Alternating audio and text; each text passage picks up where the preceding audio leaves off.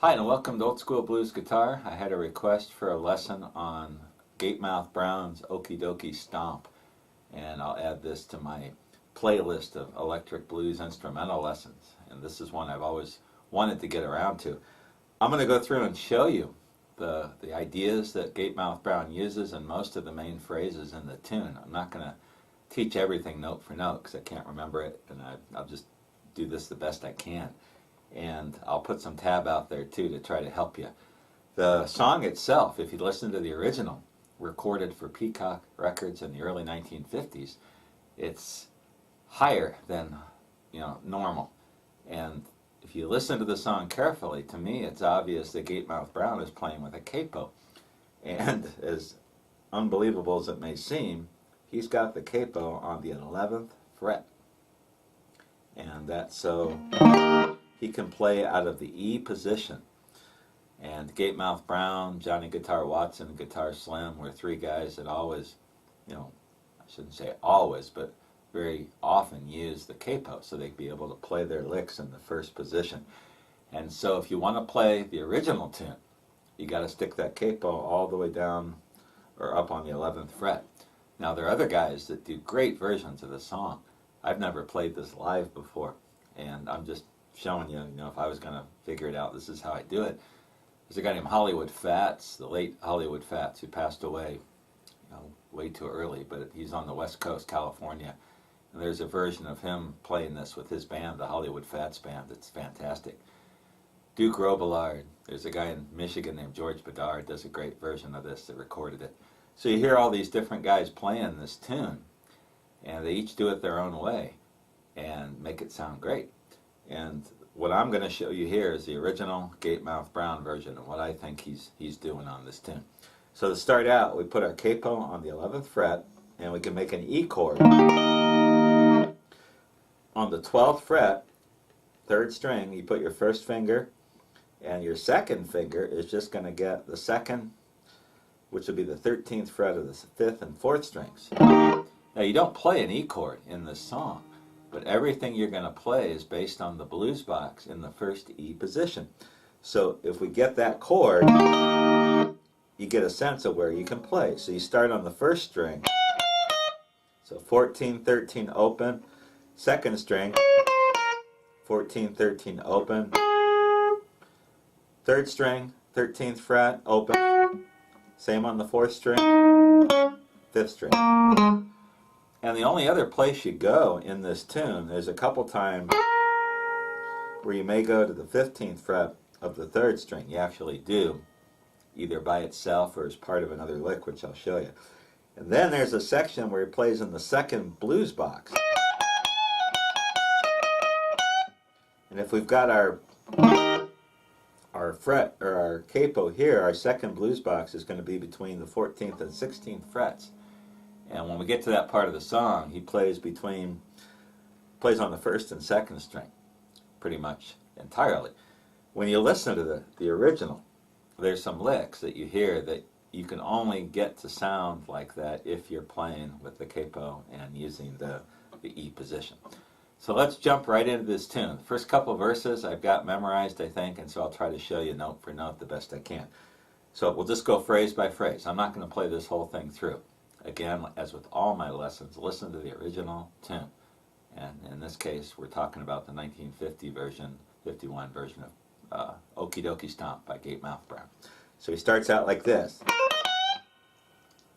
So that first lick is going to be an open 2nd string hammering on to the 13th fret, and then an open 1st string,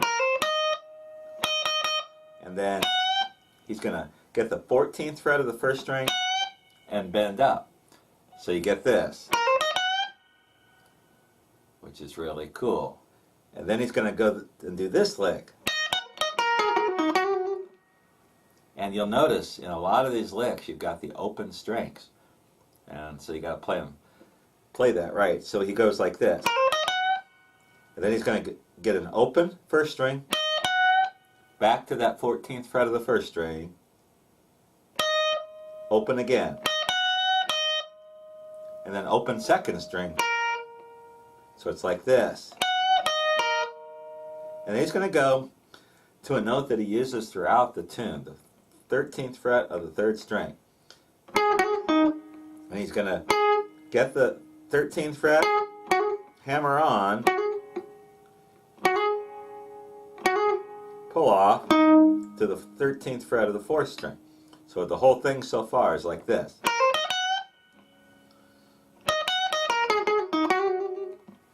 And so he's doing this. He's doing this trill on the 12th fret of the 3rd string. And you're going to hear that throughout the song. So far again, we got this.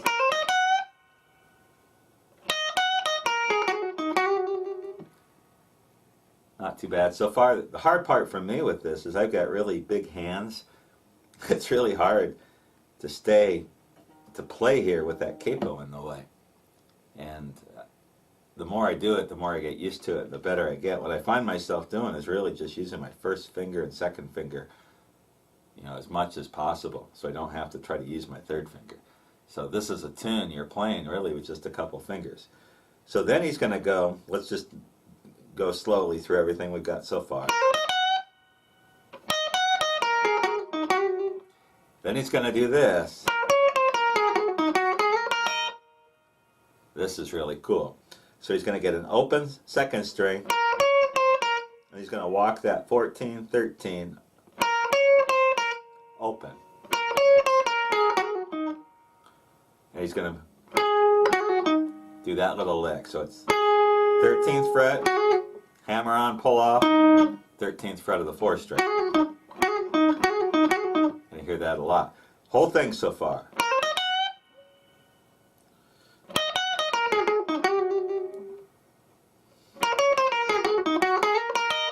So right here, then he's going to get an open 3rd string and a classic Gatemouth Brown where he's going to slide. At least this is what I think he's doing. Sliding from the 13th fret to the 15th fret on the 3rd string, and then using the open strings. Open 2nd, open 1st. He could do it this way, banding up at the 13th fret of the 3rd string. But I don't hear that. I hear the slide, and I hear those open strings really ringing out. Like that. So let's go through the whole thing so far.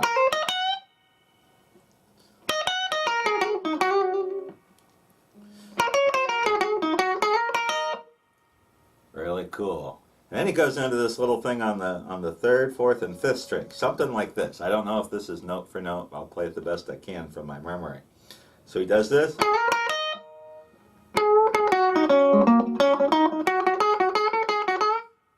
He's doing something where he's going to the 3rd.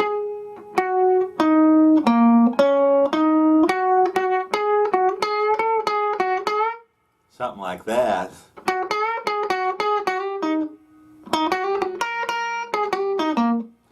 And he's playing around in that, right over that E chord. And so let me try to do that again from this leg.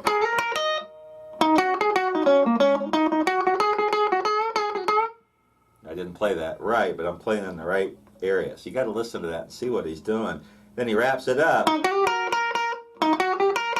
with a lick he does throughout the song. I think he's starting on the 4th string, 13th fret, hammering on to the 12th fret of the 3rd string, open 2nd string, and then he's coming back. I think I hear the 13th fret of the 3rd string, 12th fret, 13th fret of the 4th string, and then he winds up on the 13th fret of the 5th string. So let me try to play that whole first verse so far. Try to play it slowly.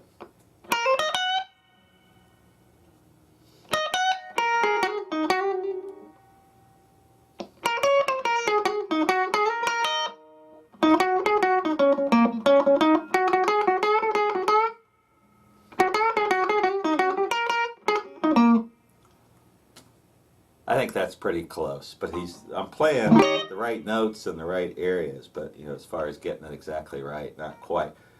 So that's the first verse of Okie Dokie Stomp by Gatemouth Brown.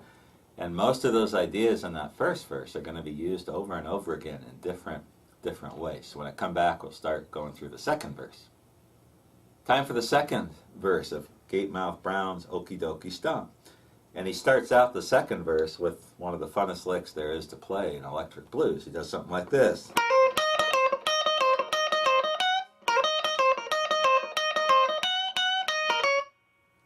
Really fun. And he's just starting out, hammering on to the 13th fret of the second string, and then he's going open second string, 13th fret of the second string, open. So it's like this. And then he's going to go to the 14th fret of the first string in there too. So it's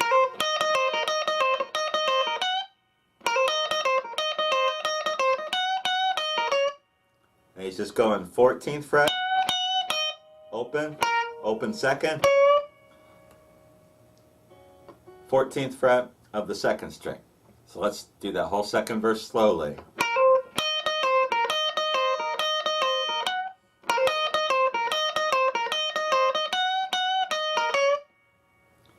Then it's going to do this.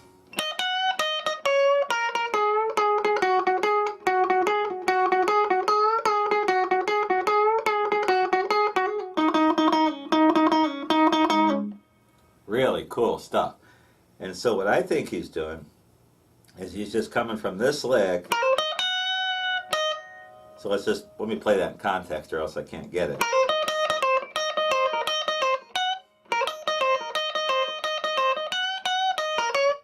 Then he's going.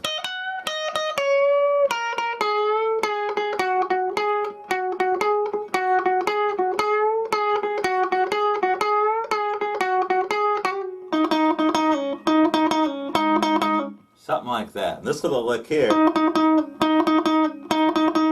getting the 13th fret of the 4th string and pulling off.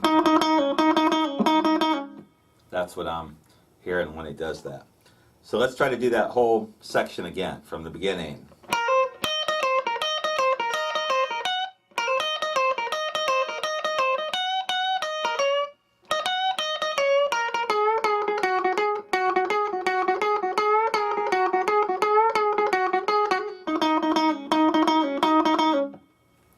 Right there. So he does this thing on the 3rd string.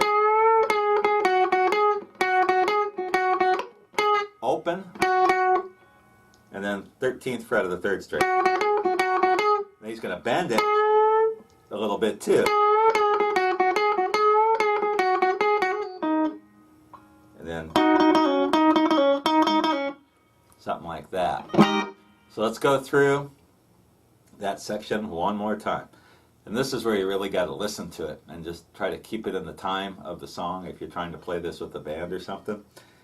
And see how he does it. It took me a while to listen to that and memorize this part, but if you get in the groove with it, it just makes sense, and you can do a lot of different things and make it sound good right here. So here we go.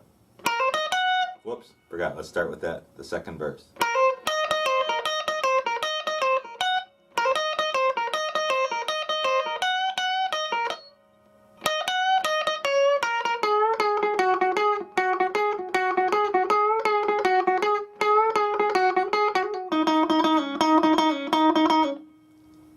Right here, he's going to start a really cool part that he does twice in the song. He's going to do this climb.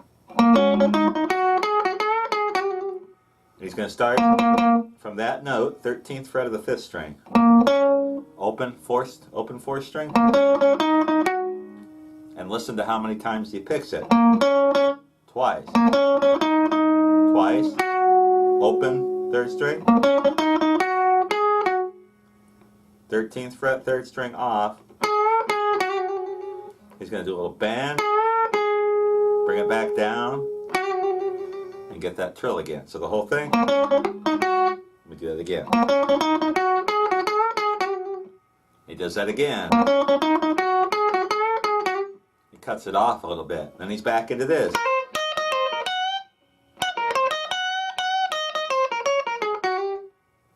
And so he's back into this, doing that kind of lick. So let's take it from this.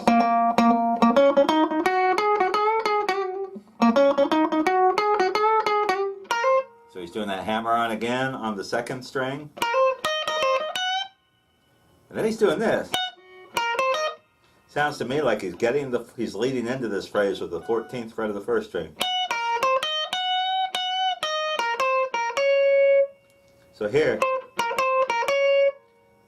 open second string, 13th fret, open, and then the 14th fret.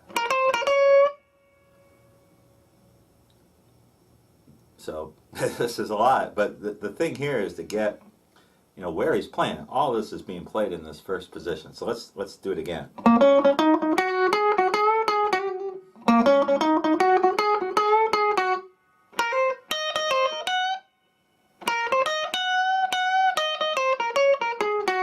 Then he's going to go 13th fret of the third string, hammer on to the 12th fret with a lick there. So it's like this. And then he's going to go here. I got to do that in context or else I can't get it. So let's do it from the beginning.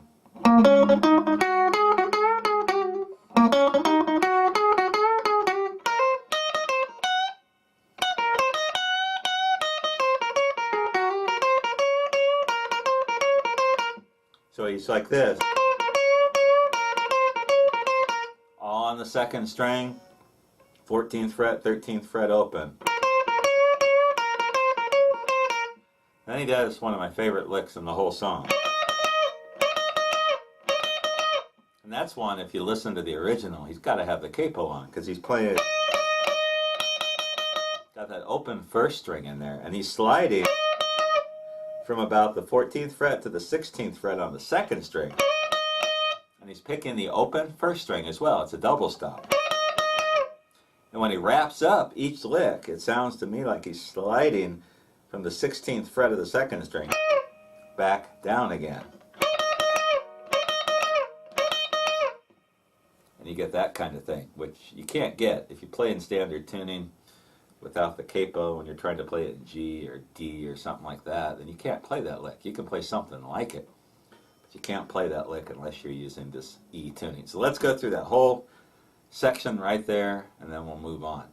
This one, it's kind of tough because I'm trying to memorize, you know, the song. The rest of the way through, I'm just going to focus on the main licks. So anyway, here we go.